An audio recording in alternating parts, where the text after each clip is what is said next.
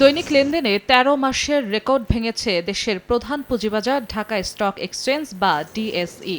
ভালোমন্দ মিলিয়ে প্রতি সপ্তাহ পার করলেও শেষ সপ্তাহে ঘুরে দাঁড়ানোর পথে পুঁজিবাজার।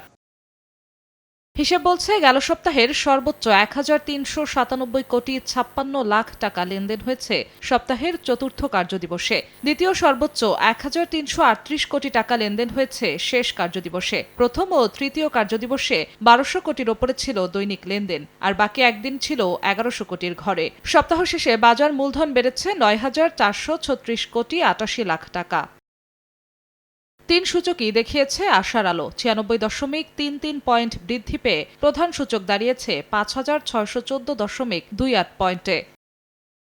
খাতভিত্তিক লেনদেনে দেখা যায় ২১ খাতের মধ্যে কমেছে কেবল ৫টি খাতের দৈনিক গড় লেনদেন। দাম বৃদ্ধির তালিকায় শীর্ষ ৫ কোম্পানির মধ্যে ২টি সবচেয়ে ভালো মানের এ ক্যাটাগরির, ২টি বি ক্যাটাগরির ও একটি রয়েছে জেড ক্যাটাগরির। আর দাম কমতির তালিকায় শীর্ষ ৫ কোম্পানির প্রত্যেকটি জেড ক্যাটাগরির। দৈনিক গড় লেনদেন বাড়লেও ভাটা পড়েছে বিনিয়োগকারীদের আস্থায়, তাই বেড়েছে শেয়ার শূন্য বিও অ্যাকাউন্টের সংখ্যা। সপ্তাহ ব্যবধানে শেয়ার শূন্য বিও অ্যাকাউন্টের সংখ্যা ২,১৭৬টি বেড়েছে বলে জানিয়েছে শেয়ারবাজারে হিসাব রক্ষাকারী সরকারি প্রতিষ্ঠান সিডিবিএল। জিনাতারা জশোয়া, সময় সংবাদ, ঢাকা।